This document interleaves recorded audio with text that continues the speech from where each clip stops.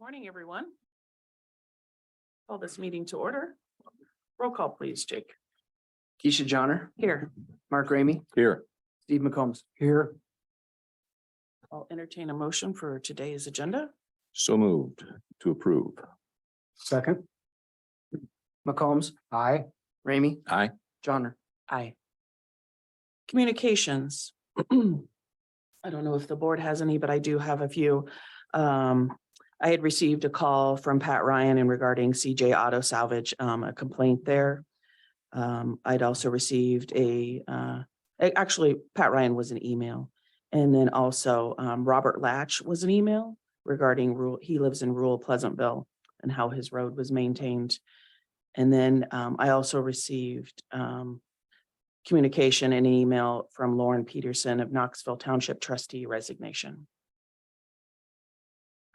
Nothing to add. Nor I. All right. On to public comments. Is there any public comments that are currently not on the agenda that could possibly become future agenda items?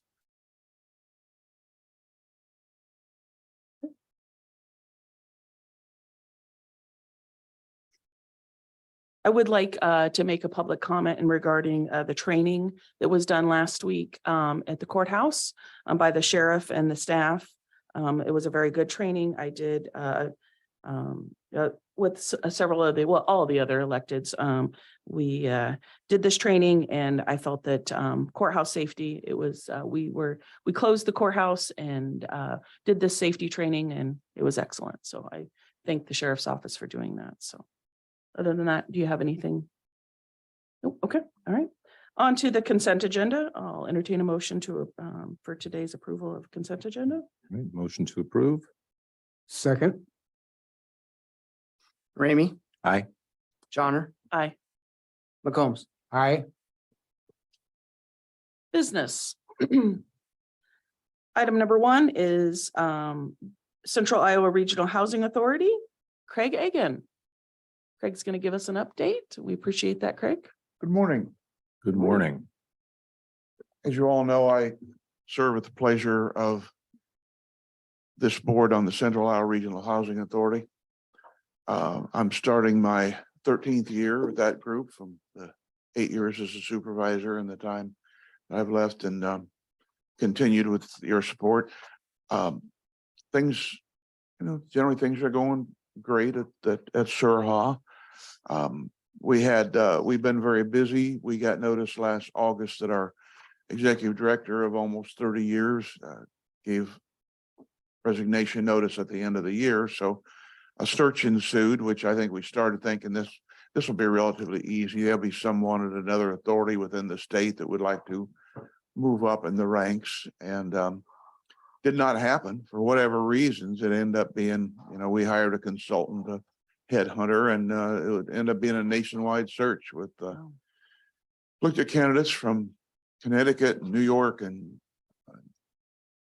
Kansas City, and Indiana, and whatever, and end up hiring a man by the name of executive director by the name of Robert Vernon from Provo, Utah. But it worked out very well because he was originally from the Midwest and his wife was actually from Central Iowa, and they were looking to come back to this area. So it helped facilitate the whole thing a little bit, I believe.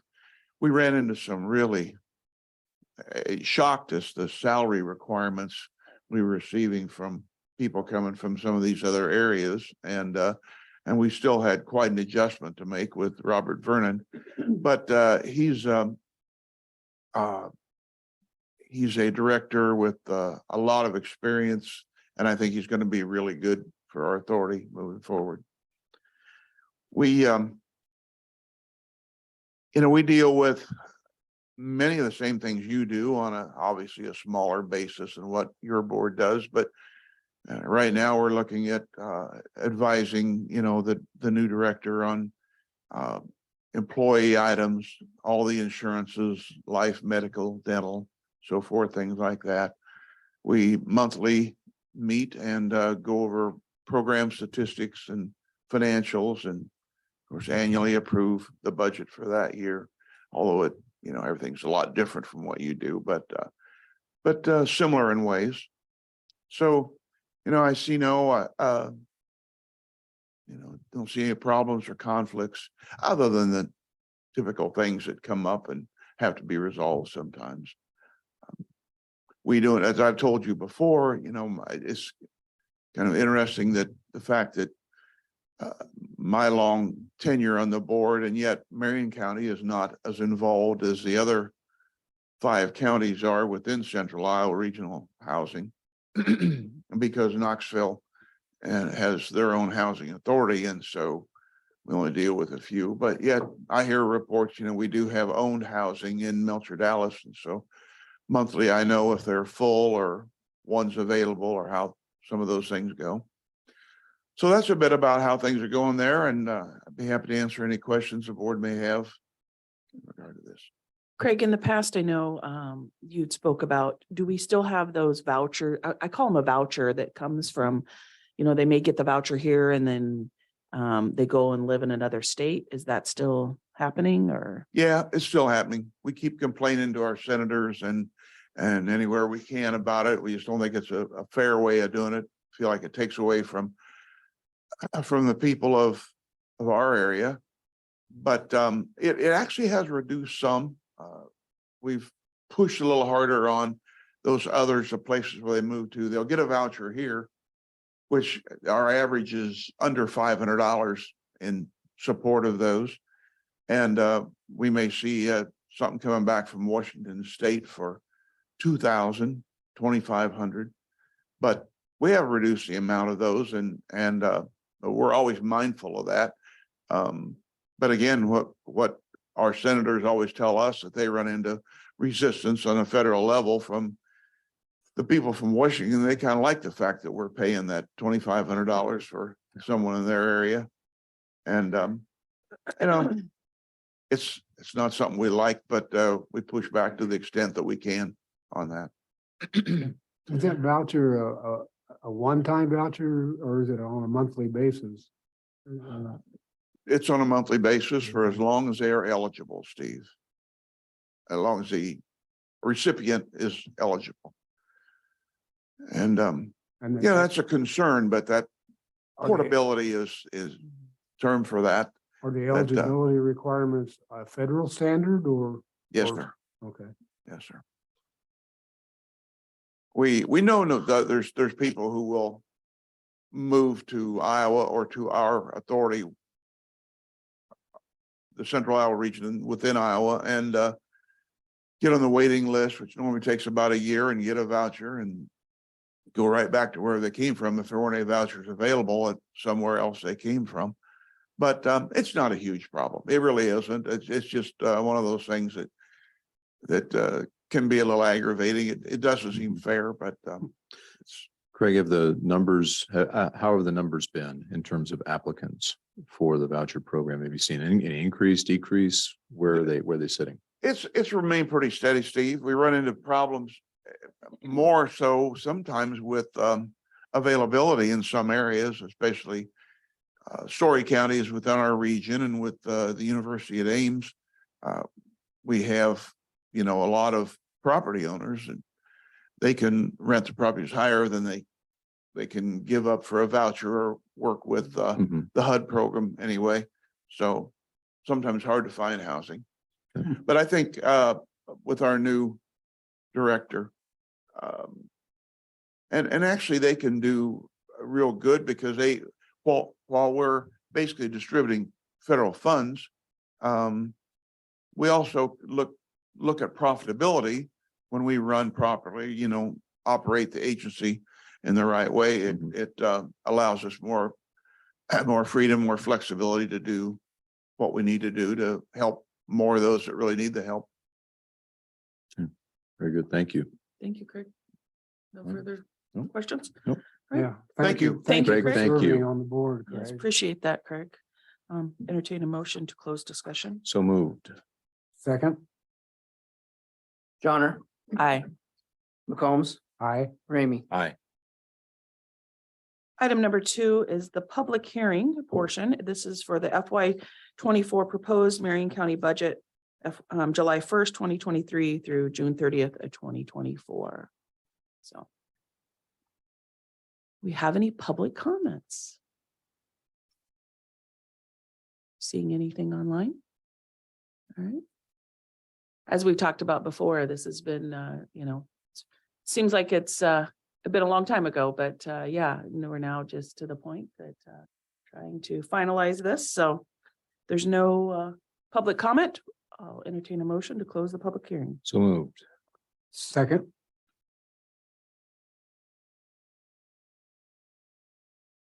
McCombs, Aye. Ramey, Aye. Johnner. Aye. Item number 3 is the resolution approving and adopting the budget. It'd be resolution 2023-40. Board, do you have any discussion? I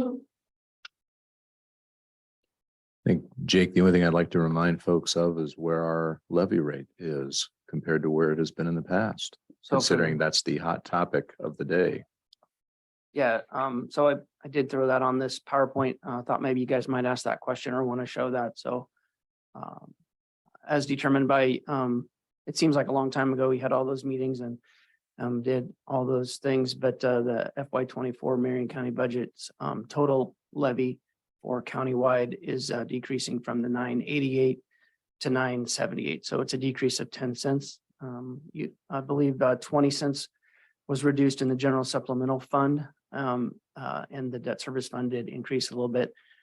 So that offset each other, but the FY24 levy is decreasing by 10 cents. So then that gets applied along with everybody else's budgets to create the tax statements. So just so from a public standpoint, we go through this every year, and I've done this, what, Jake, now 10 years or so. As you can see on the chart, the trend has been to decrease the overall levy rate from preceding boards and this board. Very proud of the fact that board members look for ways to rein in costs, look for ways to return dollars to the taxpayer, but also fully fund the services and the economic activities that we have undertaken. That's unusual for a county our size to be able to do that. People have been receiving their assessments and they're shocked at the valuations. And so we get the question a lot about the increase in property taxes because of that part of the math formula, valuations going up. Want to continue to encourage our residents, talk to your state representatives. They will push back and they will say, along with the lobbying groups, that it's local boards of supervisors, your school boards, your city councils that are responsible. And that is inaccurate. It is the Department of Revenue and the need to change how property taxes are calculated from a valuation standpoint.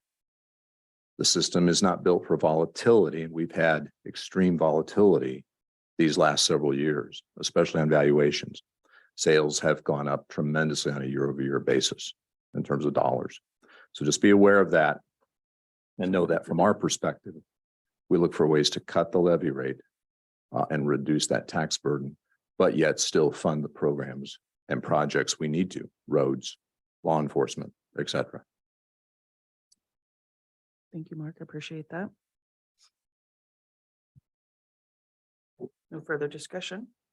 Entertain a motion to approve resolution 2023-40. So moved. Second. Ramey, Aye. Johnner, Aye. McCombs. Aye. Item number 4 is resolution 2023-41, which is adoption of the elected official salaries for FY24 beginning July 1st, 2023. Jake? Yeah, so just this, again, administrative, this is included in your budget. We have to note it on the department management form. New legislation a couple of years ago, and some of the new legislation from the down from this legislature requires a separate resolution calling these elected official salaries. These do reflect your prior discussions, and the compensation board gives a recommendation, and your determination was to reduce that by 50% equally across the board. So this is the culmination of those meetings last month and a half ago, and equals what's in your approved budget. So Appreciate that. this is a checkbox for that requirement, and then when we get audited, they make sure this is match. Again, for the public's sake, there's what's called a compensation board that meets. We do not come up with these numbers in the beginning. We are presented with the numbers. The compensation board meets, gives us recommendation, and then we can take that recommendation, and which we did, we reduced it by 50%. So that's how we come up with that. So. Do we have any other Yeah, discussion? Very good. There's current legislation being proposed to change this further. There are comp board bills in front of the Iowa legislature. We don't know what the final disposition of that legislation will be. Some of the bills recommended abolishing compensation boards and putting that total authority with the Board of Supervisors. Others were various amendments to the process. The primary core of the debate is what to do with the sheriff's salary and retaining some of the language from the Back the Blue bill where there were mandates to calculate the sheriff's salary in a different way.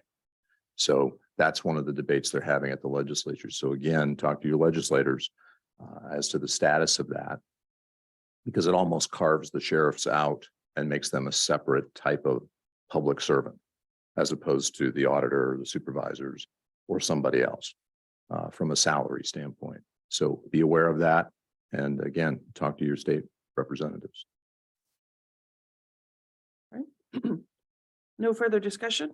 I'll entertain a motion. So moved to approve. Second, Johnner, Aye. McCombs, aye. Ramey. Aye. I like the rhyme. On to Get a rap song out of that. item number 5, which is resolution 2023-42. It's the Marion County Fund designation for local sales tax and service. So it's the lost.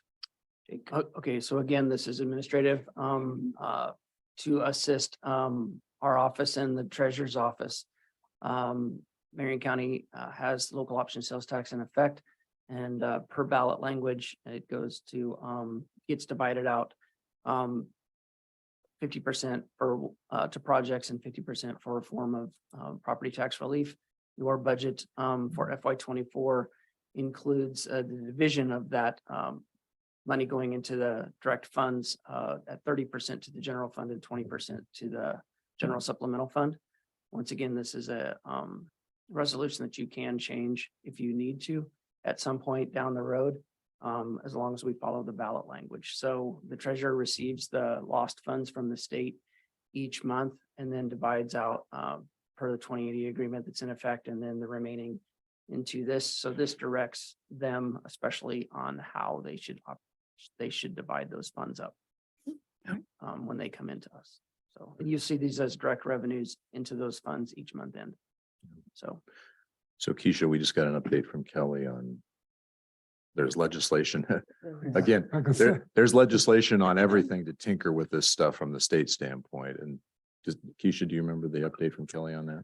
Yeah, really, there is not quite a bit of, there's been some movement in regarding the lost, and it's been talked about what they want to do with that at the state level, whether they want to take it back.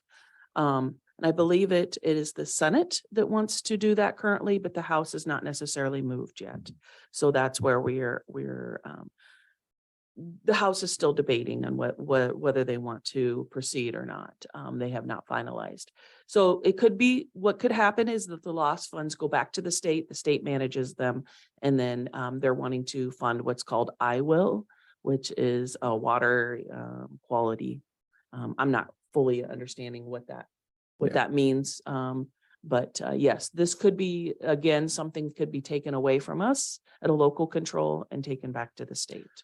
So thank you. And again, as we go through these things for local this by definition, local option sales tax, you, the citizens of Marion County, voted to do this for local projects. Marion County receives a portion of these funds, the city of Pella, city of Knoxville. I think those are the three main distribution points, Yeah. correct? All 9 communities do have voted to participate in this as well. Obviously, the amounts going to the county and the larger cities of Pella and Knoxville are the vast majority, but all communities benefit from this. And we have utilized these funds over the years for major improvement projects, whether that be the pond at Marion County Park, allotments to our road department over the years to further enhance and catch up on repairs to our roads and other major projects. So this is the money you've decided that should be applied to local projects, also debt relief. And the state is coming in potentially, as Keisha said, and saying, we manage it better.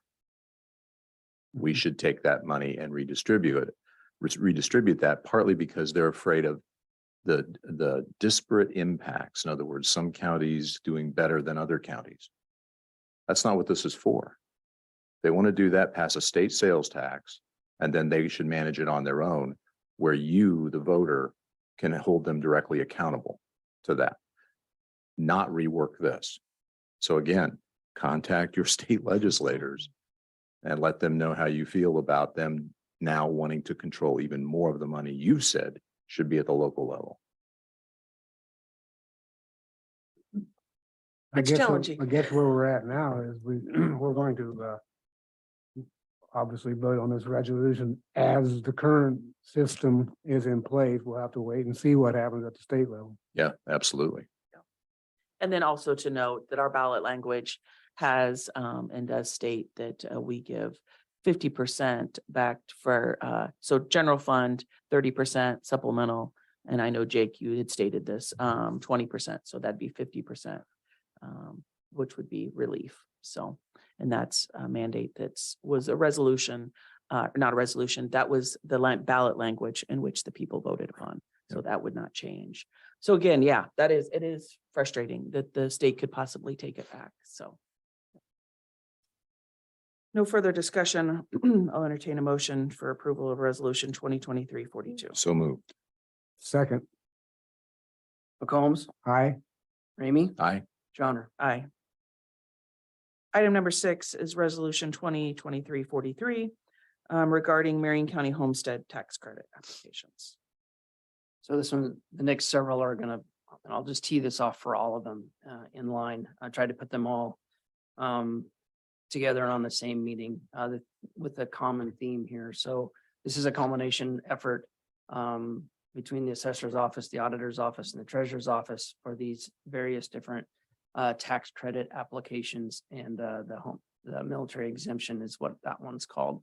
So in essence, for all these, what happens is there's a timing period and everything is behind when it comes to property taxes from a standpoint of the signups and the applications. But all of these applications would be new applications if you are already in the program, like homestead or military or family farm. Once you're in, you stay. So any of these are new applications. And as you can see, our county is very active and has a lot of applications. So people, individuals go in and fill out applications through the assessor's office. So they go through that process and record those. They then create the listing for the applications for the timing period that you see. It seems kind of strange, but it was from 7/2/21 to 7/1/22 for these applications. I think Family Farm is from November. So then they recommend allow or disallow. Most 99% of the time, everything is in order and fits to be approved. These, if approved, then get applied to individual tax statements for the upcoming 23-24 year. Jake, just to clarify for everybody, who recommends approval? The assessor recommends approval, or and then I coordinate, bring it to you guys, apply it to the taxes. The treasurer then submits reimbursement from the state because this is a credit off your tax bill. So the taxing jurisdictions are whole on the overall tax. It's a reduction of the actual tax bill to the homeowner, and then the state backfills.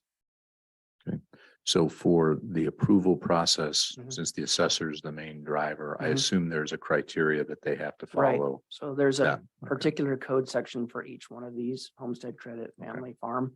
So like on the military exemption, I believe that the veterans officers involved in that too. I'm really not part of that process, but they have to have like a DD 214 filed, or they if you sign up for homestead and you don't actually have a home on it, then you need to wait. If some people get anxious when they're building or something like that, so it goes a year behind. So yes, there's a criteria that they follow, and then so that's a lot of work Nope, for yes. nope, that's, I want to make sure Yes, everybody there's knows a it's not a checklist. subjective There's- process. Correct. There's a Right. checklist process. Just to be clear, Jake, is that a yearly, do you have to sign up every year or? No, these credits are, once you have been approved, it stays Okay, on.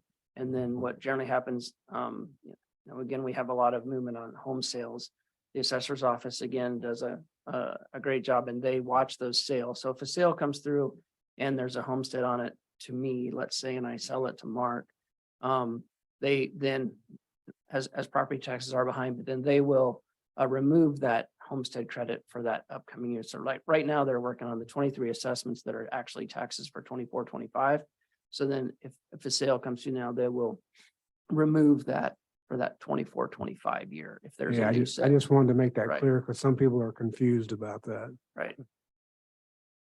Kayla is sending something. Yeah, so Michaela is talking about the elderly disabled credit, which is a different credit that you do have to apply for every year. Yeah, And right. we are, and the elderly credits are not part of today's Yeah, package. right. But Correct. that is an annual, and that's a huge process for them. They've been very proactive about sending out notices. They actually they really try to assist. Those are the people, individuals getting that credit really need the assistance. So they've been very proactive about trying to do that. It's a lot of work for them, but it's a really good project. Good, thank you. Do you want to approve these Yeah, resolutions so, separately? Or can we? the resolutions have been provided. We do them individually. We track them separately. They will then be applied to the taxes for the 24 year. And then the state will backfill it. So it would be great if we could proceed and do each one individual. So I'll entertain a motion for resolution 2023-43. Motion to approve. Second, Ramey, Aye. Johnner, Aye. McCombs. aye, Item number 7, which is resolution 2023-44 regarding the Marion County Disabled Veterans Homestead Tax Credit. move to approve, Second. Johnner, Aye. McCombs, aye, Ramey, Aye. Item number 8 is resolution 2023-45 regarding the Marion County Military Service Property Tax Exemption application. move to approve, Second. McCombs, aye, Ramey, Aye. Johnner, Aye. Resolution 2023-46, which is the Marion County Family Farm Tax Credit. move to approve, Second. Ramey, Aye. Johnner, Aye. McCombs. aye. Thank you, everyone. Thank you. Yes, thanks, Jake. People that get those appreciated as well, I'm sure. Thank you.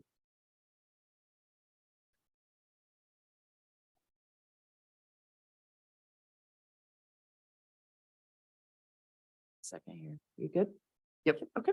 Those were- Item number 10 is discussion regarding or action to approve Marion County procurement policy. Jake. So this is the last one I promised for me today. So sorry about the length of the amount of Right. items, but this is a kind of an, again, administrative policy that I'm asking you to update. And really, this is a result of, we're just completing our field work for the FY22 audit, and actually are almost near the completion of that project, which has been a long time in coming. And one of the check boxes, because we receive federal money, is having a current procurement policy. This is a procurement policy for this federal level. We had not updated ours since 2001. So they were gracious, and I actually used a template from Clark County and then kind of match it up to what we had done back in 2001. So I'm asking you to approve a procurement policy for our checkbox of our auditing purposes for our federal awards. So we've got a threshold in here, Jake. Yeah. Would you just touch on that just real Was briefly? it 150,000? Yeah. Yeah, which is a relatively low number for certain projects. So it was at 100,000 from 2001. So Okay. mhm. Yeah. I did see that as well, Mark. If you want to adjust that, I don't, I mean, it's your policy. Right. So this is a draft. For procurement. So $150,000, unfortunately, does not take very much anymore. No, To get that's to a level. correct. So And then the micro purchase includes, what is yeah, that? honestly, Keisha, I'm just not sure what that would be applicable to. So this is where we would have our new county attorney talk to us about the Davis-Bacon Act. And you're up to speed on that, right, Jared? But their purchases subject to that act, and we'd have to maybe we can get a summary of what that act is. Yeah, so I Requiring. believe that these are also, the Davis-Bacon is also referenced maybe in, I'm not, and Tyler, I know his items are all coming up, but like federal projects. and stuff, Yeah. You have to deal with that as well, Tyler. Yes. Yeah, it's part of that Right, package. right. I don't know that we've ever, we've only ever been asked if we have a policy. Right. But I mean, what everybody needs to understand, the primary purpose is from an audit standpoint, Correct. is to have a policy in place. This does not preclude the Board of Supervisors from reviewing any purchase That's correct. at our discretion. It's just something to have a policy from an audit standpoint for other purchasers. Correct. And you said the last one we had was like 20 years old. The last one I could Yeah, it find was- is from 2001. Yeah.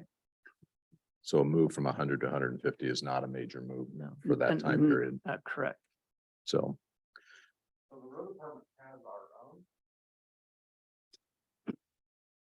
The road department has our own procurement policy for FEMA related federal aid projects. Okay. And maybe Kim does as well. So we would need to review ours, I guess, and make sure we're not in conflict here, or abolish ours potentially. Or review to make sure there's nothing FEMA related that we need to have, so and then amend it to be a supplement to this. yes, so that's a great comment, Tyler. I would think that we would want one, not three. And I think the only thing that I'm not sure of, to your point, is if you haven't really reviewed this to see if it encompasses everything you might require, or Kim, from your standpoint, we would probably need to amend that or have an addendum covering roads and public health and some of those other agencies.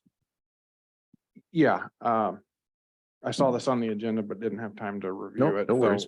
so and compare, and I kind of forgot until this morning, so.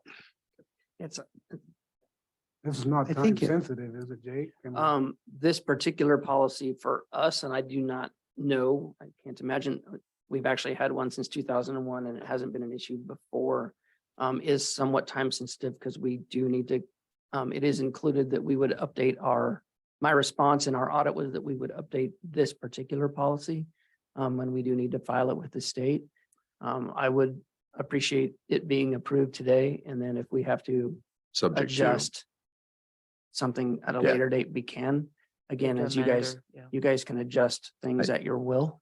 I think that's So, fine. I mean, And we can approve, and then conditionally, you guys can take a look and see if we need to amend going forward. Yeah, I mean, Okay, so maybe us as department heads, Kim and I and Jeff would need to get together. I know ours was subject to the 2015 disaster.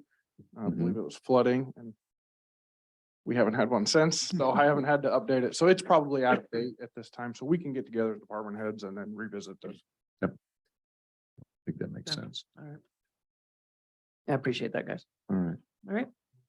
No further discussion. I'll entertain motion to approve. So moved. Second, Johnner, Aye. McCombs, aye. Ramey, Aye. thank you. I'll be done for the day. Thanks, Jake. Appreciate it. Item number 11 is resolution 2023-49. And this is regarding the Marion County credit card authorization credit limit. to our county attorney, Jared Harmon. Jared, is this a formality regarding Mr. Bull not being our county attorney any longer? That's correct. Yes, this is just a formality to update the county credit card to have it in my name. So moving forward. All right. Alright. All right, I'll entertain, or I'll make a motion to approve this resolution. Second, McCombs, aye. Ramey. Aye. Johnner. Aye. Item number 12 is the Marion County Courthouse Grounds Special Event Application and regarding Flag Day. Is anybody here on behalf of Flag Day? I believe that was Mr. Hannah. He's done this annually. We did get ourselves a little bit turned around. We just had an Iowa Flag Day celebration that was new, but this is the traditional Flag Day. Okay. That Alright. they, I think Chris sent us a text saying he had no, He had no issues, I yeah. think Yeah. this one is completely outside. No and wasn't objections, Asking for so. anything on. Yeah, and I looked at the date and it was during the week, so it was, yeah. Because they want to use the courthouse restrooms. It looks like it's at the time, so.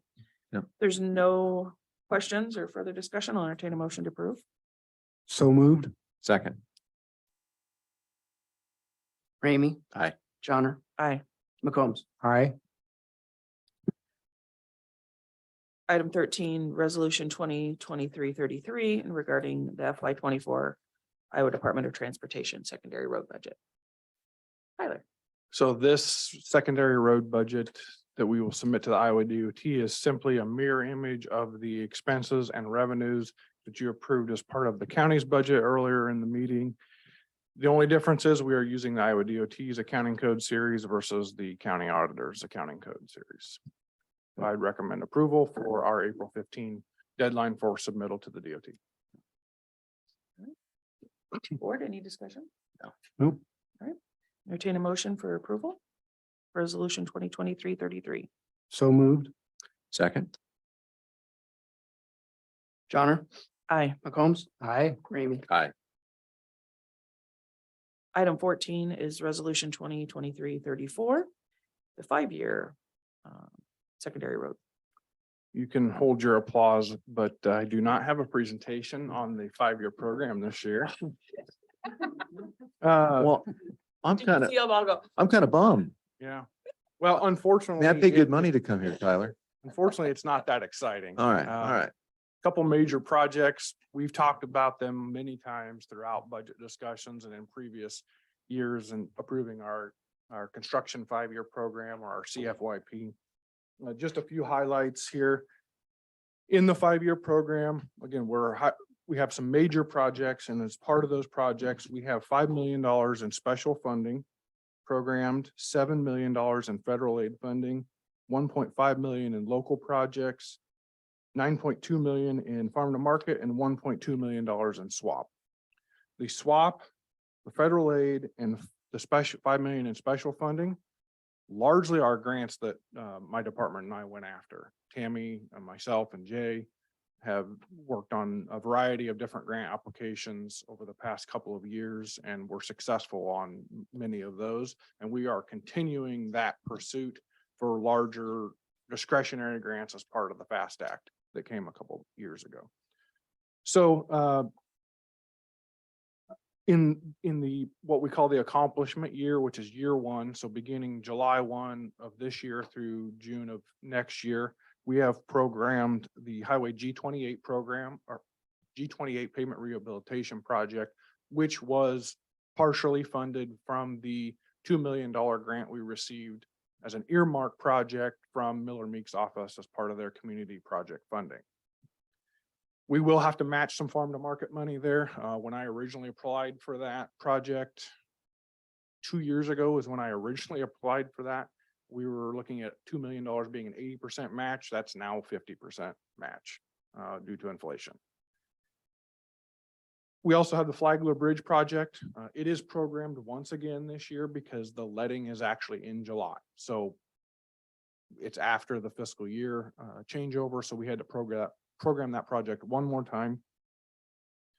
Also, in this accomplishment year would be the T15 Chrisman Corner shoulder paving, G76 Gosport curves shoulder paving. That's from Gosport Hill, just past the English Creek Bridge, almost to the English Creek Speedway.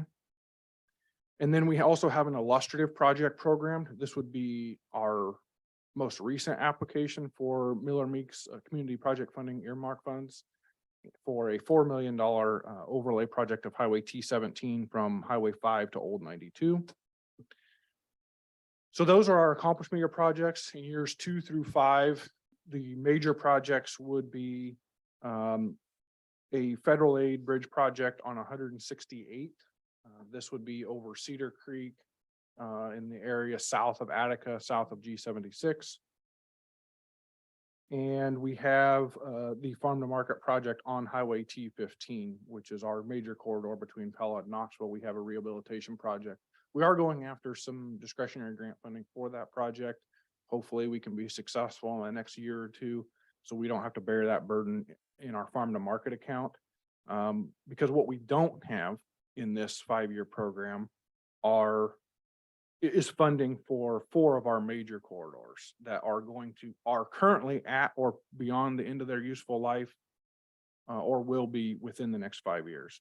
And that would be T14, G76 and Highway S45 south of Melcher Dallas.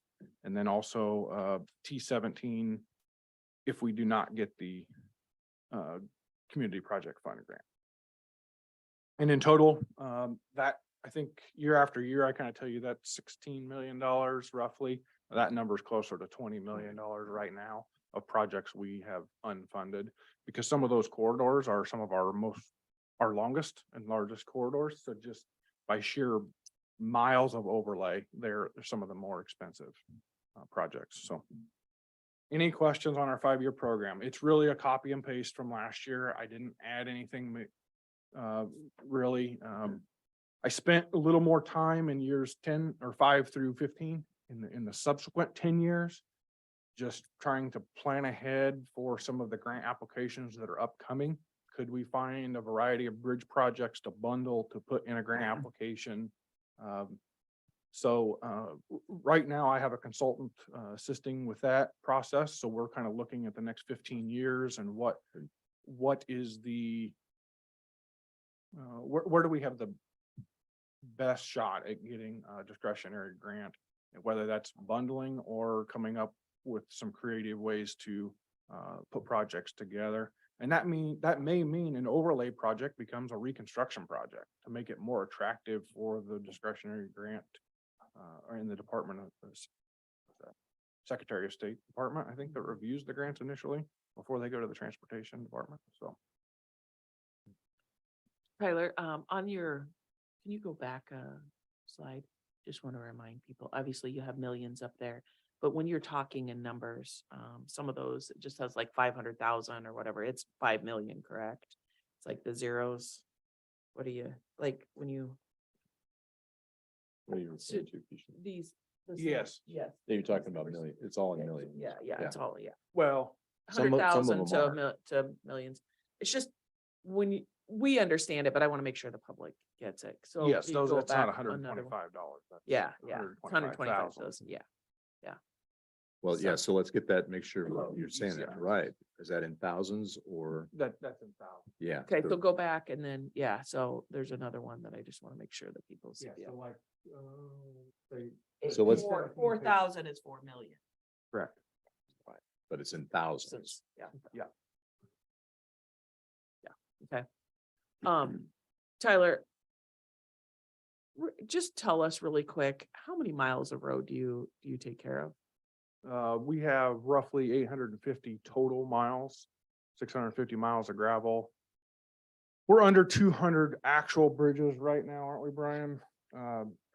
But we have, in addition to the 190 bridges, we have major box culvert structures that don't technically classify as a bridge also. So 200 plus major structures. 160 miles of hard surface roads, which would include 20 miles of seal coat, asphalt and concrete roads. Right. So there's a lot going on, and obviously I appreciate your willingness trying to seek these grants. With us trying to keep property taxes low, but everybody wants nice roads. We'll we hear it a lot. I mean, we want that road. We want it to be able to, we don't want huge holes in it. We don't want, and that even includes, gravel roads. I mean, they don't want it to be a muddy mess. And so, there's a lot going on when it comes to a 5-year program. And I appreciate your, due diligence and making sure we have some of the best roads in this state. Yeah, and it's increasingly more difficult because, our farm to market allocation, federal aid allocations for roads have not changed significantly in the 10 years that I've been here. But however, overlay has went from 250,000 of our traditional overlay thickness of 250,000 a mile is well over 400,000 a mile now. So nearly doubled in 10 years. And a lot of that came in the last couple of years, to be honest. And had we bid projects last year, it would have been even worse. The asphalt binder was up around $900 to $1,000 a ton. Last year, we just had a bid letting in February, at the end of February, and it was back down to 650. So we were really fortunate there. And that project still came in over budget. But Yeah, just to add to that, we've had this conversation before, and actually, when even I was in the road department, we kind of come up with some numbers that the property taxes do not fund the road department, that they don't go very far. Let's put it that way.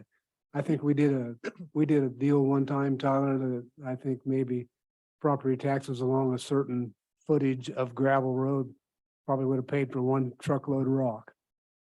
yeah, and we have a kind of a calculation that we update every couple of years to that regard.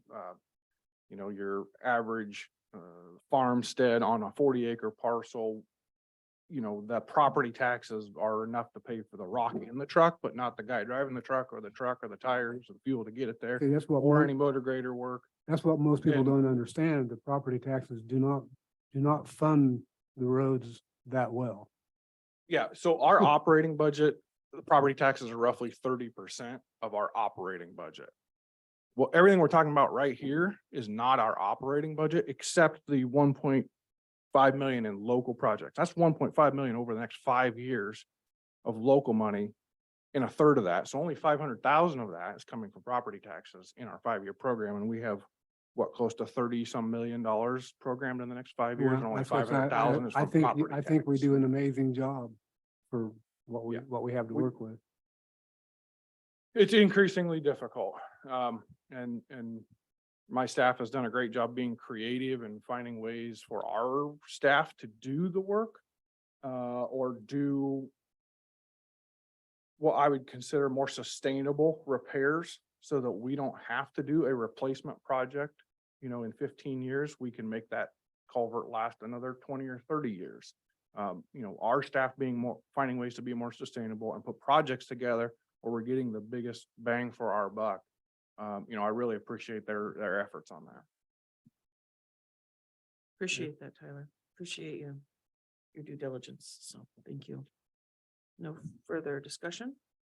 I'll entertain approval for resolution 2023-34.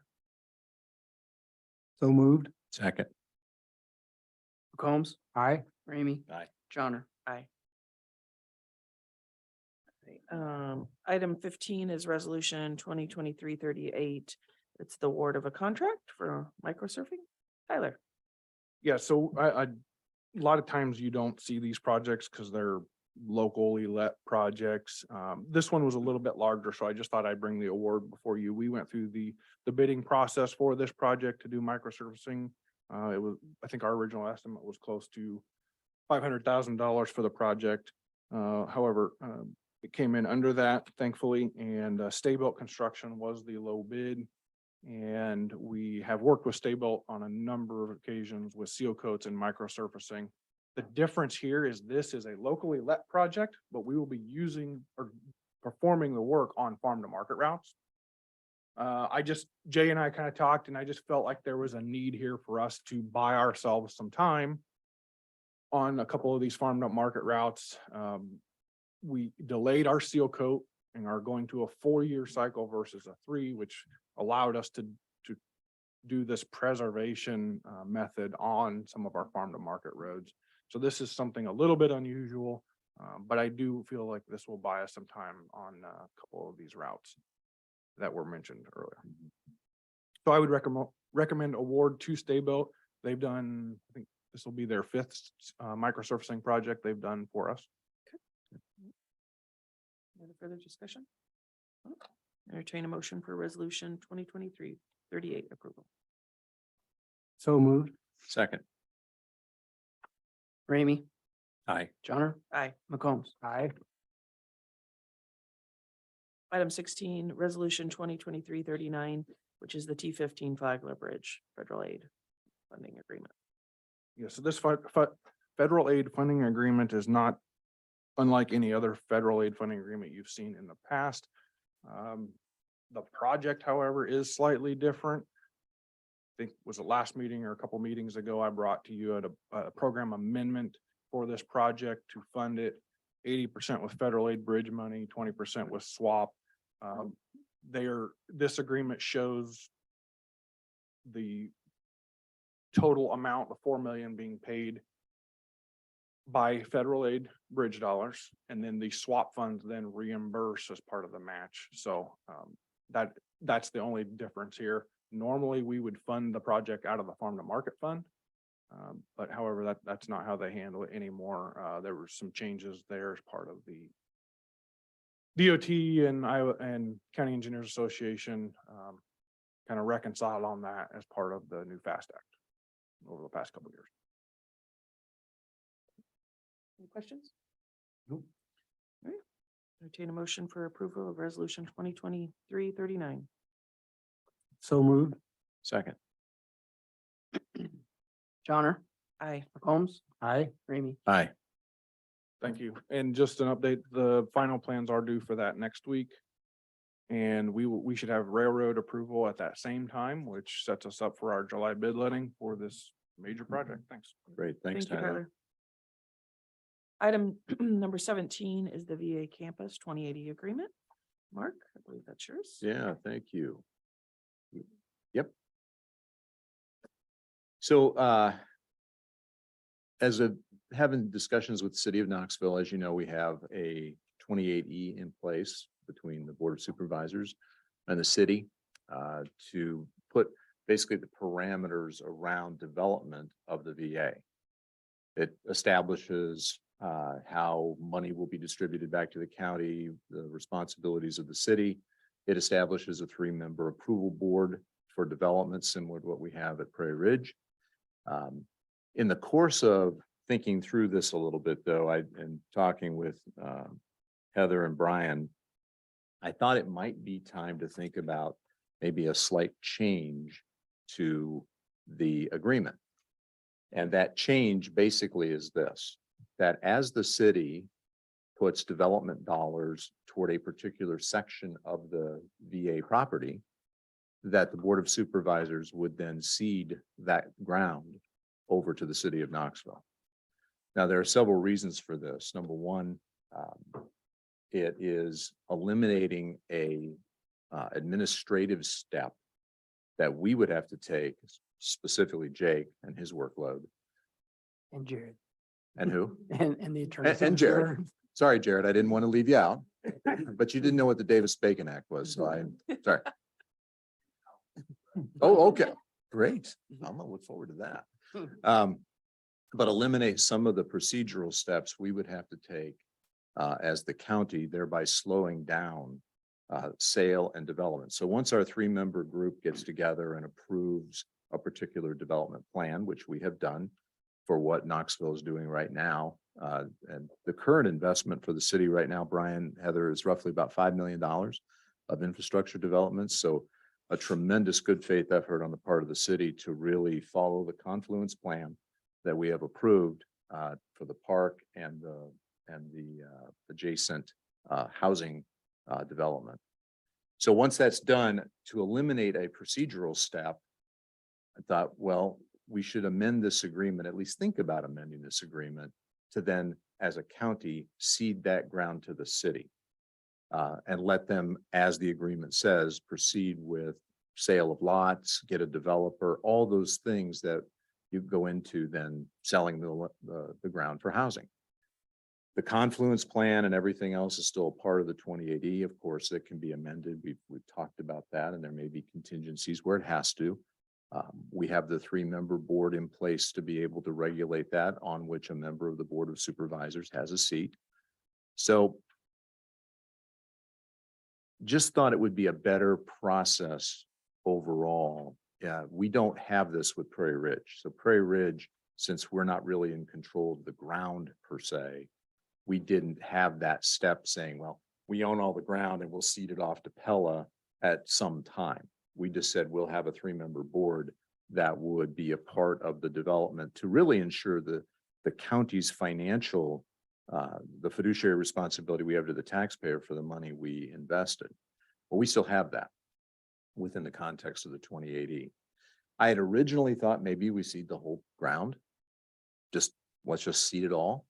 But given that future boards, I didn't think that would be right for future boards. So I thought as Knoxville develops ground, puts money in infrastructure into that development, that then the county cedes that portion off to the city.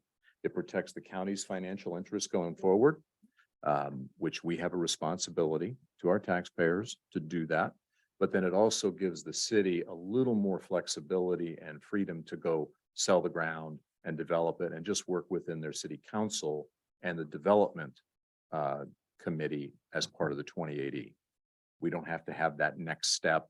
Hey, Jake's got to go through a sale. We got to have postings, got to have public meetings. We got to do all that. That's not conducive to the kind of development that we're proceeding with at the VA. That's already protected within the confines of the 2080. Once the development group recommends development according with in accordance with the plan, we should be able to move forward with that, and the city should be able to move forward expeditiously with that. So long-winded, but I put this out there today really more as a discussion. We certainly can take action. What you have in your packet is the red line version of the agreement. We worked on this with Nathan, our attorney. I had a lot of discussions with him on that. So I wanted to give you the red line version of this to consider and then potentially approve at our next meeting. So that's really the purpose of this. And if you have any questions or any discussions, would be the time to do that.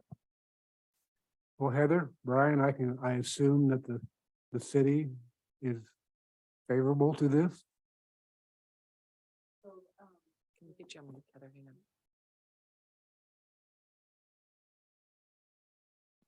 Yes, in terms of the administrative processes to go through that, as the county as the landowner and the city as the land developer, this will streamline that process significantly. Well, Well, makes sense. I want to add something else to this too. And Heather, your comment reminded me of that. There are some pieces to this from a developer's perspective, whether it's pollution agreements and those types of things. We don't want to be signing those things, especially as Knoxville is leading the development charge. Knoxville needs to work with their developers on Correct. those pieces. So the liability portion, both from an insurance standpoint and just taking really responsibility for that portion, we don't want to do that. We want to work with the city, let development get started, and then give them the ground to proceed at their pace, and eliminate some of that paperwork as well from what we have to do. That's really not what we're here for. Yeah, just to kind of echo what Heather said, we are in complete support of what you guys are doing. We appreciate, Mark, you working on this. I think it'll save us, like you said, another step in that process. I just wanted to mention quickly, one other thing to maybe think about would be the south side of Pleasant. We do have infrastructure to that as well. And we've kind of put that on a soft opening, I guess, on the market. We're not really marketing it super heavily right now, but it is open. So it will be something that could be purchased in the near future. And we have talked to developers about that area. So it'll just be one other area that could potentially be in that same position that we're in now. We have not actually platted that one out. We're leaving it open as one open parcel for a developer to plat out on as they wish. But like I said, it is available and on the market now. So it will be one of those areas that could come up that we'll need to move on quickly. So it's just something to think about moving forward. Yeah, no, and I'm glad you said that, Brian. One of the things in the amendment to the 2080 is I worked with was working with Nathan on this, would be that when the city gets to the place where they submit a proposal to the development group, and upon approval of that, just like we did for this first part, then that would come to the Board of Supervisors then to say, let's take action and seed that over. So we've kind of followed that 28E process of getting that development group approval, and a Board of Supervisor member sits on that committee. So we would just follow that step. We could get it done in the next meeting and seed the ground. That makes sense? When thinking about this, I appreciate the city, and Mark, you guys talking about it, because I don't want to slow up development. Especially I don't want it to be a hiccup. If you'd have to go through the city, then you have to go through the county, you could be delaying some time. So I understand, yeah. So I have no issues with this. I do see that you've added, some language in here, and I do think it's important Yeah. for the taxpayers to know that the money, it says the city shall immediately upon receipt transfer the county the net sale proceeds. So the money still would be coming back to pay off what the constituents of Marion County, but Yeah, and I'm glad you raised that in the amended version. So we're just making sure that that's clear. Yep. Especially once we seed over the ground, we still want to make sure the financial interests of the county are protected. So I think this does that. But again, I'm not asking for a vote today. Read through it, make sure you understand it. If you have questions, don't hesitate to ask those questions. And then in our next meeting, if everybody is in agreement, we can do a final version and seed the ground and vote on the agreement. and you said Nathan, and I'm not for sure, is Nathan with Alan? All is good. Okay, all right, yeah. Yeah. And then obviously if, Jared, if your team would like to, just another set of double eyes, on it, I'd appreciate that, but, otherwise, no further discussion, we can. So, just the city would also have to approve the amended. Yes, the city would have to and- do that. And the county would go first. Is that the direction? So what I'd like to do, as well as now that we've seen it, is provide a red line version to the city Yep, that's. for review, but I wanted to make sure this board saw it first, Jake. So Very good. as long as everybody's good with that part of the process, then we'll provide a copy, Brian, to you and the council and Heather, and we'll go forward from there. Thank you, Brian. And Entertain a Jake, motion, if you'd make a note for our next meeting, then. Mhm. All right. Right. close discussion. So moved. Second. Johnner, Aye. McCombs, Aye. Ramey. Aye.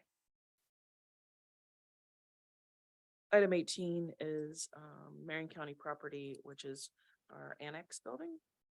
Mark? Well, yeah, I just threw it out there, so we didn't forget about it mainly. Didn't know where we were at. We're still waiting on the conclusion of some of our leases. I know one, I think, expires this summer, and It's September. yeah, it's mostly just to make sure we've got it on our radar screen. Okay. We do have an assessment evaluation of the property. That's fairly recent. So we do have that. And when would we want to put this in play to really officially start that marketing process? If I remember right, last time the lease come up, it was in May, and I believe, was it Steve that you spoke with them? They started. I wondered if we need to, obviously we need to give them notice, and then I would like to give them opportunity if we have, they want to lease some other part of, some ground. Do we have the agreement, correct? So maybe I would just recommend, Jared, maybe if you and your group could take a look at that agreement, what our notice requirements are.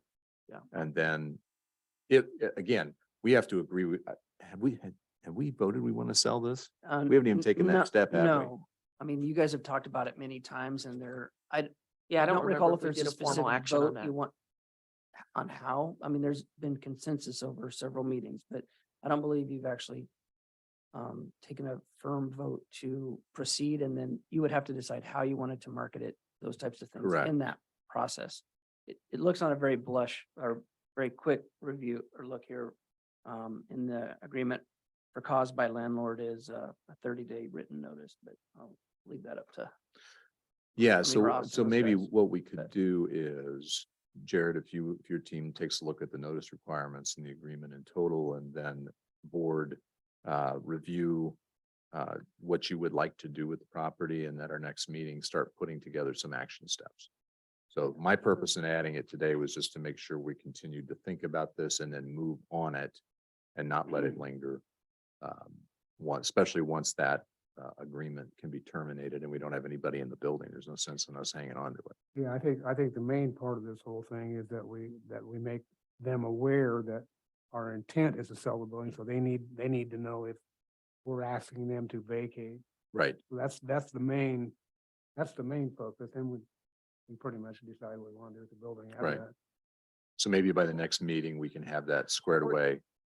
Or do we need to, I'm just talking, out loud do we need to have the motion that we are selling the building? So then we give the notice, or is that, what is the best action? Sounds to me like that'll be the next meeting. That'll be the next meeting. So the other alright. side, again, I know you guys have talked about this many times, but just so we make sure it's clear, so we have the case management lease that we do get rent from. That's what was just being discussed in the notice.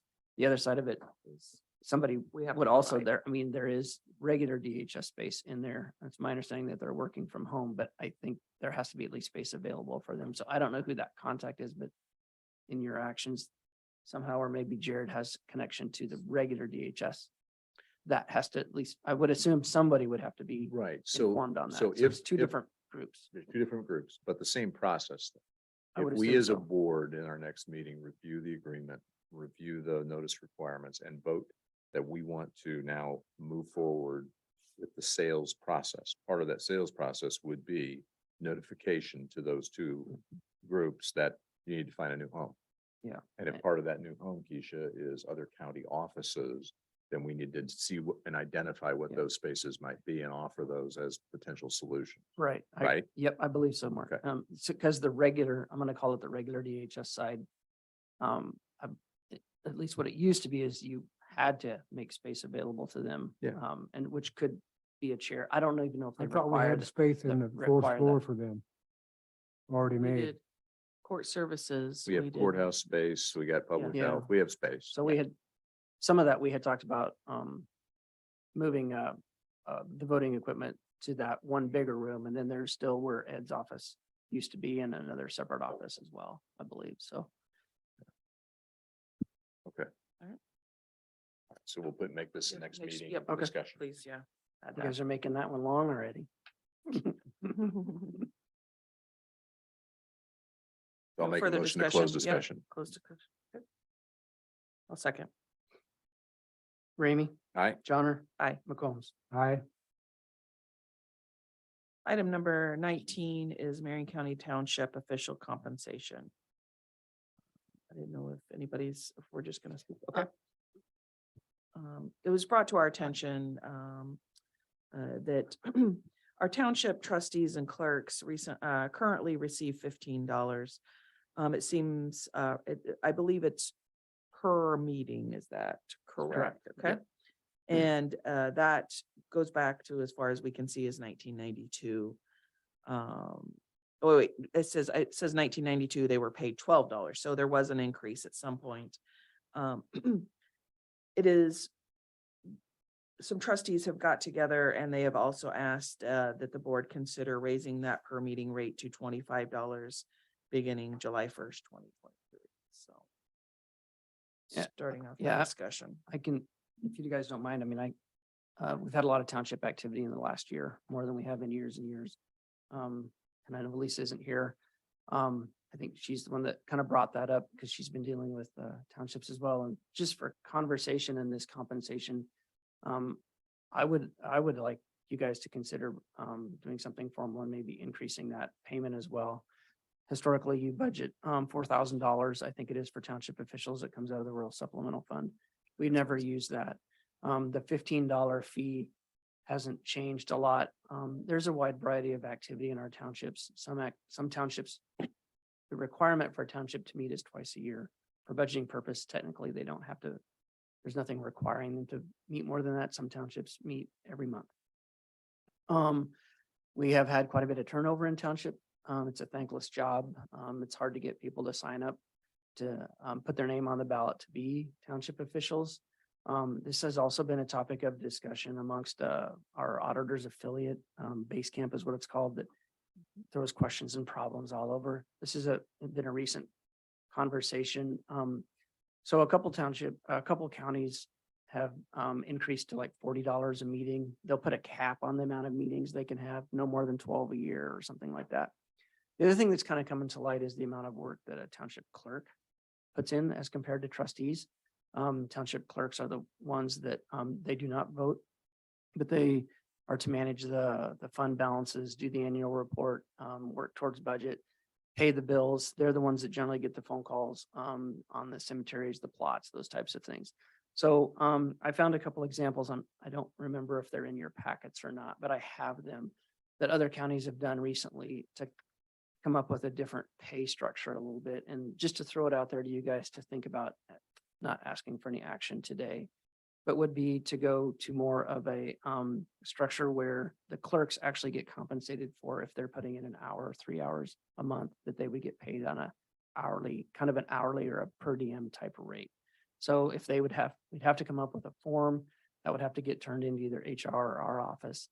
So if they did an hour's worth of township book, they might get $20 for that. And then when they have their regular meetings, maybe they would get a $20 or $40 stipend for that. I'm not using the correct terminology, but you guys get the concept of what we're doing. So that's what some counties have gone to, trying to attract and retain. Yeah. Again, it's just a thought. It doesn't have to be that way. The only official meetings that they've been getting paid for, the clerks at this point, would be when they actually have a meeting, not any of their other work. And that might be a way to, we had 5 new clerks after the last election. Yeah. Out of the 12. So again, just thoughts, just for discussion. So Jake, I appreciate that, and having spent a little bit of time with Lisa on this topic. Okay. The I know the complexities of what boards of supervisors, city councils, the administrators who work, that complexity has only increased over the last 10 years that I've been on the board. Correct. I can imagine it's also true of all the townships as well, especially on the clerk side with financial requirements, audits, et cetera. You have insurance you have to track. So I imagine that complexity's gone up. I think one of the questions that I have, which I don't know if we have an answer yet, is their relationship to the board and to Marion County, because there was some confusion early on this cycle. Are they employees of the county? Yep, that's up. Do they fall under the county health and welfare benefit plan? Right. Do the board of supervisors, does it have control of these individuals? So when we say a per hour rate, Yep, by extension, right. we're kind of saying, That terminology makes it appear as if they're Yeah. employee and they aren't necessarily. and in talking to outside counsel Right. about this, the answer was, I don't know. Hmm. It's vague. It just frankly is this open, vague relationship between these townships who are, and especially the clerks and the trustees, they're elected. They're their So own how do we- jurisdiction. We don't Right. control them. They're responsible to the public. But yet you have this pay relationship Right. where IPERS says, but they are employees vis-a-vis the tax code. Yep. So which is it? Yeah, and they're not allowed to compensate themselves. Right. See, and that's puzzles me. Why is that those payments not coming out of the township funds? I don't know. So anyway, I don't conceptually do not have a problem Right. compensating people in accordance with the workload and the complexity that has definitely gone up. I don't have a problem with that. Right. I think one of the things we have to do though is get some of these issues resolved in the future. If IPERS would say, but they're employees and you folks track payroll. And from an audit standpoint, we have an audit document that says, oh, by the way, these are employees. Well, do we assume the liability for what they do too? Good question. Not that I'm aware. But it would, I by understand your extension, point. I'm gonna turn to I'm gonna put him, Davis Bacon and now this Jared. I mean, come on. We would have to think about that a little bit. Because they could end up making decisions that encumber us. And when I say us, I mean Marion County. Right. We've never had that. They carry their own insurance, at least they do. should be. Yeah, some of them have very high So- insurance bills. So I think based on some of those things we've seen Right. over the last month or so, we need to The pay. Yep. Don't have a problem with Lisa's proposal. And if you have a proposal, I would say, let's Yeah, think we about just what hadn't- that looks It like. hadn't been discussed in a really long time. But we have to get some clarification. There's a conflict here between what we heard from a Iowa code standpoint and what we hear from IPERS. Iowa code says one thing, IPERS says, but they're employees. And you have to treat them as such for payroll purposes. That makes no sense to me. Of course, it's an administrative agency, so they make no sense anyway. So we have to get that. We have to find some reconciliation in that. Okay, Yep, appreciate the discussion on that. And I mean, there's nothing requiring a change at this point and we'll move forward towards it. So. Okay. Need to continue discussion, obviously. Who's paying the $15 now? It comes from the rural supplemental fund. No, Yeah. excuse me, the rural fund. it's in our budgets. And For- they cut for- the checks. It's about $4,000 right The now. budget is 4,000. And we've never apparently- spent it. no. Some, yeah, not everybody claims it.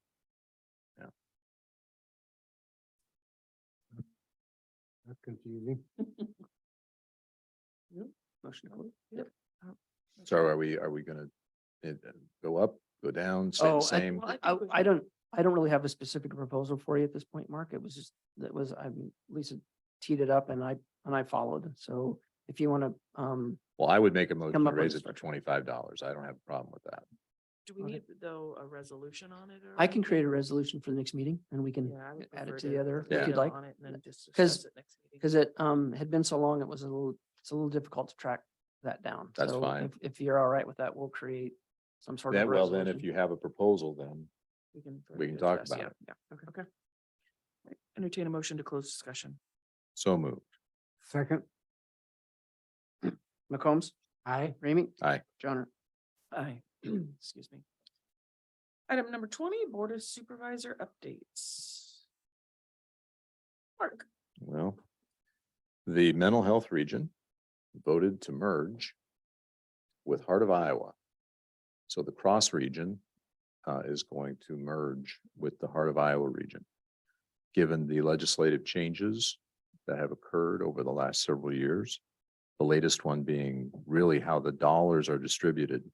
So just thumbnail sketch. Boards of supervisors no longer control Fund 10. Fund 10 was taken away. Now that did reduce our property tax levy relative to the mental health portion of the levy by about 70 to 75 cents. Yep. But all those dollars now go to the state.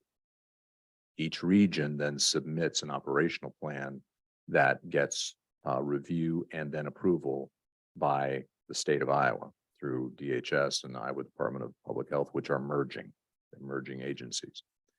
And then they determine what our dollars will be. Well, because of the requirements of remaining fund balance, spend down provisions, et cetera, our region was essentially going to lose all of its money. Because of the services we offer, which we offered all the core services, but we don't have the volume. So we decided as a board in our last meeting that it would be, and we've been discussing this for months, that it would be better, more advantageous to merge with Heart of Iowa because it does several things. Number one, it makes all of the related staff employees of the region, which they never have been. They've all been county employees, but for Rachel Cecil, who would be the only technical employee of the region. Now, all of those people working in mental health will be employees of the region, which gives you a better way to manage expenses. And of course, both reward and discipline employees. The fiscal agent will move to Dallas County. So it takes the fiscal agency away from Monroe, who did not want to do that function anymore. They were having issues with that function. And we certainly didn't want to bring that up here to Marion County. Thank you. I appreciate that. I was thinking of you, Jake. Yeah, I appreciate that. All right. Yeah. But, Where is that? well, it essentially adds 3 counties. Okay. So they're not contiguous, but eventually there'll be probably some other counties joining as well. Is Rachel still? Rachel will be working in a director capacity underneath the CEO of that region. but the board voted unanimously to do that. We had one abstention, and that was Monroe, but Monroe probably is going to go to a different region. They're gonna leave and join. Their view is eventually these will line up on judicial districts, and they're in a different judicial district than all the other counties for that. So anyway, that's the big news. So that will be a major change. Part of that will be who then is on the board, which we have to work through because there are different requirements now for board membership. It's not all supervisors. It's a certain portion of supervisors. Some are mental health professionals, some are citizens. So it won't be specifically related to boards of supervisors anymore. That was part of the legislative change. Steve? Just for the public notice, the landfill is going to be closed to the public beginning Monday, April 24th for a scale replacement and won't reopen till May 2nd. They won't be accepting any residential waste and won't be accepting any waste without somebody without a charge account. So it's going to be a little disruption in the public services for a little while.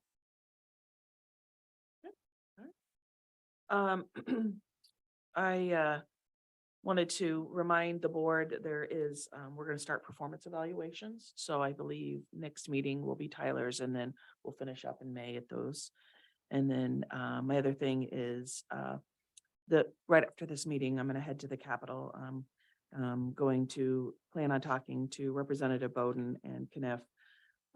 Further to discussion, just as I believe, Mark, you went and visited with the our representatives. I'm going to talk to them also, seeing where we're at, seeing if we can get an update where we're looking at for property tax reform. So Keisha, just since you're doing that, and I'll talk more for a minute. My discussions with them around property taxes were essentially this. You have to deal with the math. So some way, somehow, valuations and the calculation and how that's done through both the assessor and the Department of Revenue must change if you want to take out the volatility in assessed values.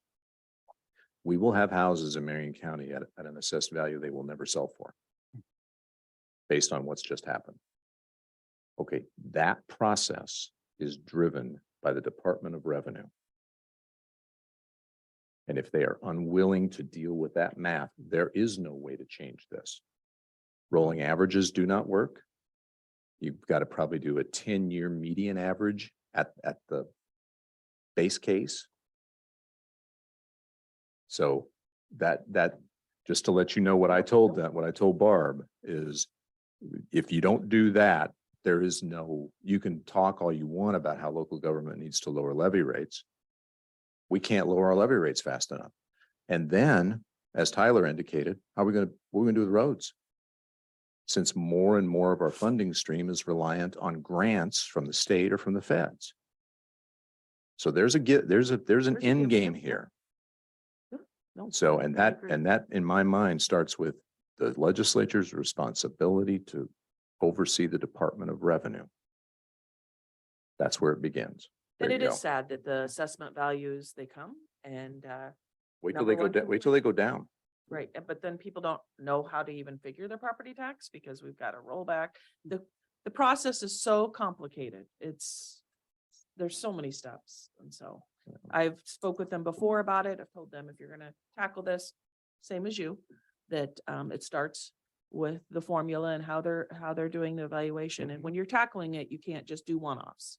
You gotta tackle it as a whole. So, but yep, Yeah. we'll very good. see, it's always good to, and I encourage others to reach out to your Absolutely. representative, speak with them, and drive to the Capitol, go see it. So, yeah. Other than that, I'll entertain a motion to adjourn. Motion to adjourn. Second, McCombs, aye. Ramey, Aye. Johnner. Aye. Thank you, everyone.